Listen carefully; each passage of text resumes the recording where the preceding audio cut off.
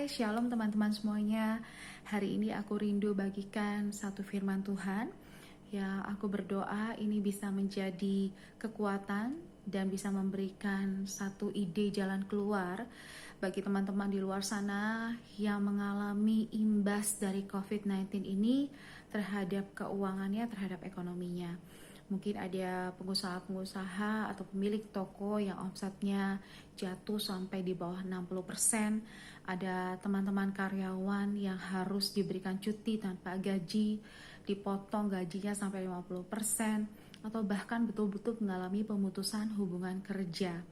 Kita akan belajar hari ini dari firman Tuhan dan kita berdoa dengan pimpinan Tuhan, kita mampu menghadapi masa-masa krisis ini.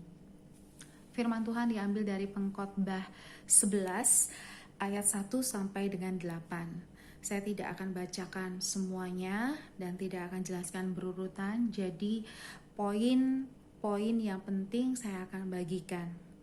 Yang pertama, di ayat 2 dituliskan, berikanlah bagian kepada 7 bahkan kepada 8 orang. Karena engkau tidak tahu malapetaka apa yang akan terjadi di atas bumi. Lalu ayat 8, oleh sebab itu jikalau orang panjang umurnya, biarlah ia bersukacita di dalamnya. Tetapi hendaklah ia ingat akan hari-hari yang gelap, karena banyak jumlahnya. Segala sesuatu yang datang adalah kesia-siaan. Teman-teman, ayat ini mengajarkan kita dan mengingatkan kita bahwa yang namanya malapetaka, hari-hari gelap, masa-masa krisis itu akan selalu terjadi di bumi ini. Bahkan hari-hari itu jumlahnya banyak menurut pengkhotbah. Nah, teman-teman, kita nggak bisa menghindari, tidak bisa menolak kalau krisis terjadi. Bahkan ini bukan krisis yang pertama kali yang kita alami. Tahun 98 kita sudah mengalami krisis, 2008 juga kita mengalami krisis, 2020 krisis pandemik ini. Kita nggak tahu di hari-hari ke depan, tahun-tahun ke depan, krisis macam apa lagi yang akan terjadi. Tetapi yang Tuhan mau, anak-anaknya itu prepare, siap menghadapi apapun musim yang terjadi. Dan kita belajar bahwa Tuhan kasih guidance. Di ayat 2 dituliskan, berikanlah bagian kepada 7 bahkan kepada 8 orang. Yang dalam bahasa Inggrisnya itu ditulis, give a serving to 7 and also 8. Jadi Tuhan katakan begini, lakukan kebaikan, serving itu perbuatan baik, hal-hal baik kepada 7 bahkan kepada 8 orang. Karena kita nggak tahu malapetaka apa yang akan terjadi di atas bumi. Ketika kita melakukan kebaikan kepada orang, perbuatan baik kepada orang, satu saat ketika kita dalam kesulitan, orang-orang tersebut akan memberikan kita bantuan. Kita akan menuai hasil dari perbuatan baik yang kita lakukan. Tetapi dari segi ekonomi, kita belajar bahwa yang namanya satu buah rumah itu tidak bisa kokoh kalau hanya ditopang dengan satu pilar. Rumah keuanganmu, rumah ekonomimu, kalau hanya ditopang dengan satu pilar, itu akan dengan mudah goyah. Teman-teman, Tuhan bilang, berikan bagian kepada 7 bahkan 8. Engkau butuh 7 bahkan 8 pilar yang menyokong ekonomimu, usahamu, bisnismu, keuanganmu, dan kehidupan rumah tanggamu. Supaya apa? Supaya kokoh, supaya ketika badai, ketika ada angin kencang, ketika ada malapetaka, ada masa krisis, rumah itu masih bisa berdiri dengan kokoh. Teman-teman, aku belajar ketika mendapatkan kebenaran ini untuk berpikir dan minta hikmat Tuhan, menemukan 7 bahkan 8 hal-hal yang bisa aku lakukan sehingga bisa mendapatkan penghasilan tambahan. 7 atau bahkan 8 sumber-sumber penghasilan baru yang bisa aku lakukan. Dan ternyata beberapa waktu aku duduk merenung dan minta pimpinan Tuhan, aku bahkan menemukan lebih dari 10 sumber penghasilan yang bisa aku kerjakan. Nah, teman-teman, aku ingin teman-teman hari ini betul-betul minta pimpinan Tuhan, berdoa dan memikirkan 7 bahkan 8 bagian apa yang bisa engkau lakukan, dan itu menjadi pilar-pilar yang menguatkan keuanganmu. Lalu kemudian di ayat 6 dituliskan begini, taburkanlah benihmu pagi-pagi hari dan janganlah memberi istirahat kepada tanganmu pada petang hari, karena engkau tidak mengetahui apakah ini atau itu yang akan berhasil atau kedua-duanya sama baik. Teman-teman, kalau ada 7 atau 8 sumber penghasilan yang engkau kerjakan, misalnya engkau tetap bekerja, tetapi engkau punya usaha kuliner kecil-kecilan, atau engkau mulai buka toko kelontong, jual kebutuhan-kebutuhan pokok, atau engkau membuat website apa saja.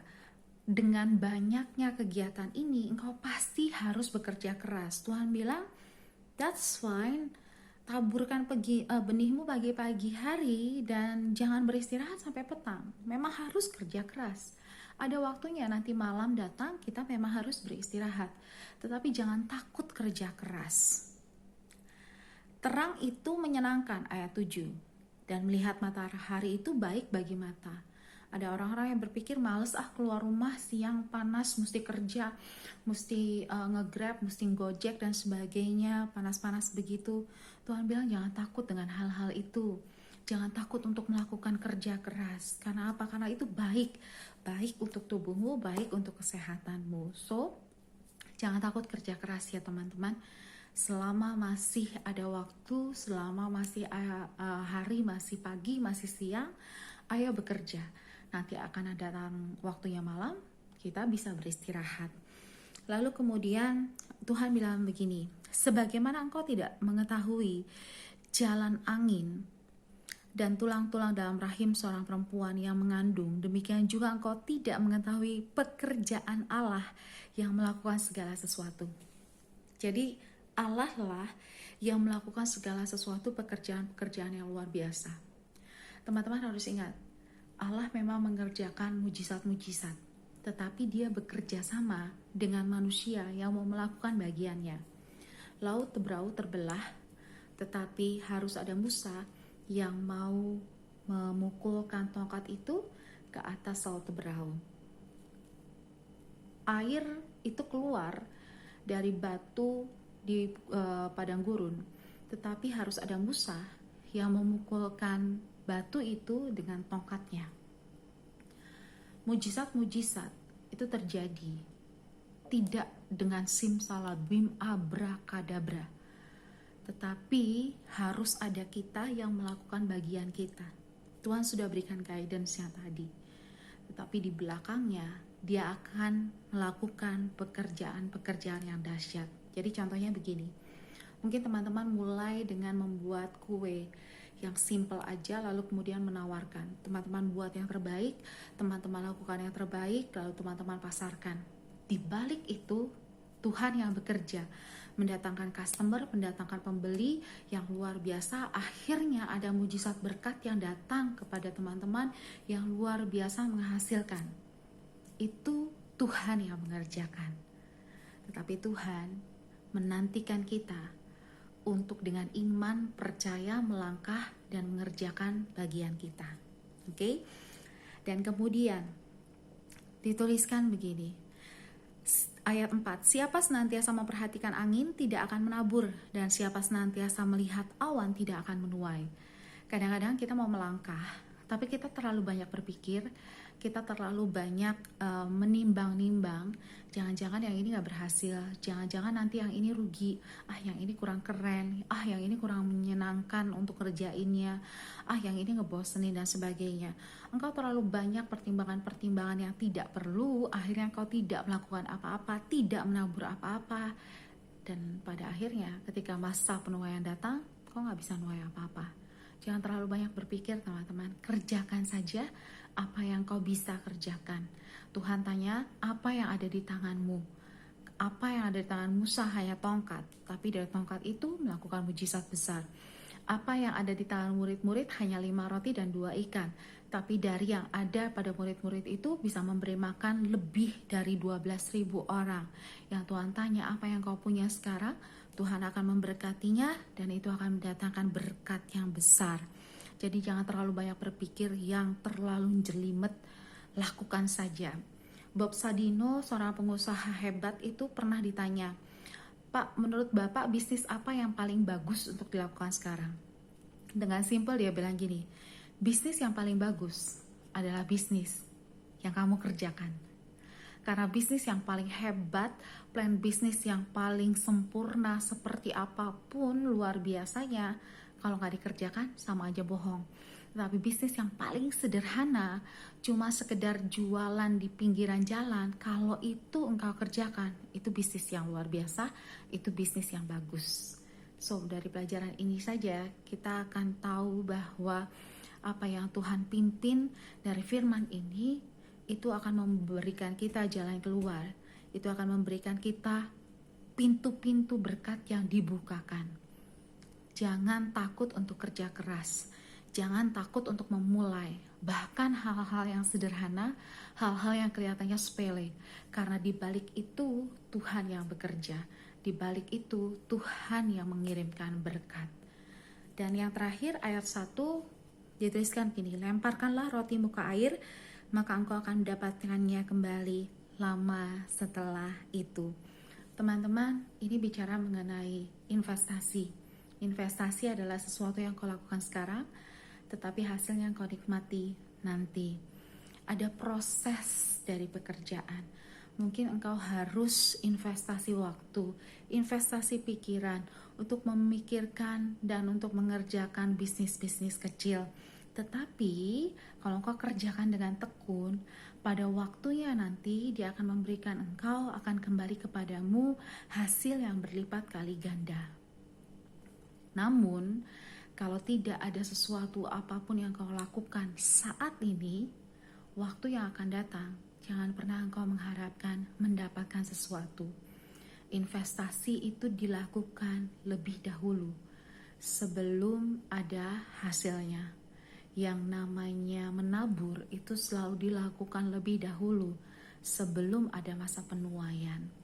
Ketika masa musim panas, kita harus saving supaya ketika musim dingin datang, kita punya bahan makanan. So, hari-hari ini bukan waktu untuk engkau berdiam diri, bukan waktu untuk engkau patah semangat, putus asa, tetapi ini waktunya bangkit, melakukan pekerjaan-pekerjaan yang masih mungkin engkau lakukan. Masih selalu ada yang bisa engkau kerjakan. Dan lakukan yang terbaik. Cari dan minta hikmat Tuhan untuk membukakan 7 bahkan 8 bagian yang harus engkau kerjakan sekarang. Lakukan sekarang dan tanpa kau sadar, waktunya akan tiba, engkau akan menuai dengan bersorak-sorai. Jangan patah semangat, maju terus dalam Tuhan. Tuhan Yesus memberkati. God bless.